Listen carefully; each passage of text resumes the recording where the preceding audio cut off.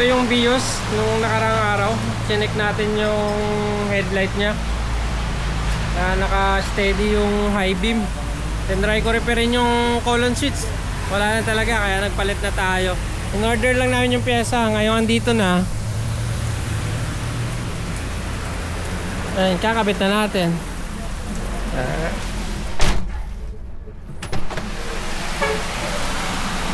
Ito yung in-order natin, surplus. Ito yung dati niya. Wala na, lusaw na yung loob eh. Ito yung dati. Ayan. Ngayon meron na to. Ayan o. Doon to. Meron na.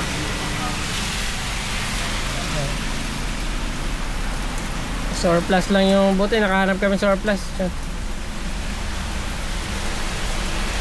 Sa gusto pa magpa-install, PM lang kayo sa RMB Car Accessories. Thank you mga bossing.